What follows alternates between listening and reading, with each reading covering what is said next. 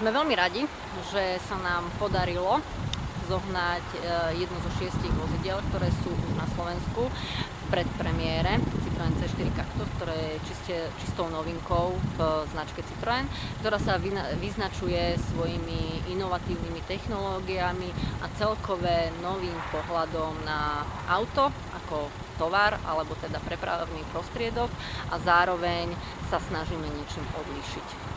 Čo je podľa vás práve na tomto modele také výnimočné, čo by mohlo osloviť potenciálnych zákazníkov? Citroën C4 Cactus má veľmi veľa inovatívnych technológií, ktoré Citroën ponúka ako prvý a jediný vo svojom segmente, ale všeobecne ako prvýkrát sú použité. Novinkou je napríklad airbag spolujazdca, ktorý nie je umiestnený štandardne v prístrojovej doske, ale v strope. Zároveň sme sa snažili, alebo teda značka sa snažila zmeniť komfort cestujúcich. Že prečo mať dve samostatné sedadlá, keď môžeme mať jedno spoločné. Čím zase zmenili pohľad ľudí na sedenie a usporiadanie vnútorné vozidla. Citroën C4 Cactus má nové a veľmi zaujímavé bočné lišty, ktoré sú pomenované Air Bumps, ktoré zabezpečia to, aby vaše auto bolo chránené na bežných parkoviskách typu nákupných centier, aby ste nemali otlačené dvere a preliačené časti na vozidle.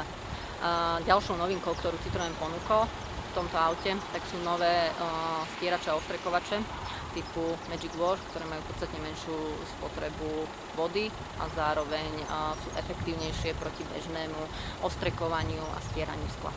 Ľudia sú zvyknutí, že za rôzne displeje na palubnej doske a ďalšie výbavy si musia priplácať.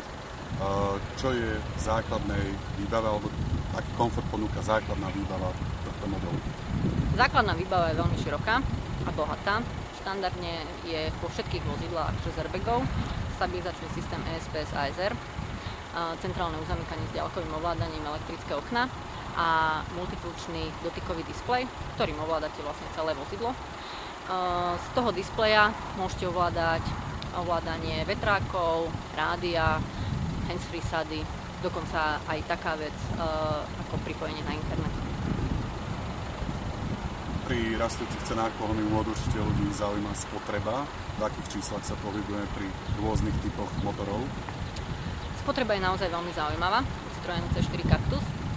Značka sa snažila naozaj ušetriť nie malé finančné prostriedky svojim zákazníkom alebo potenciálnym zákazníkom.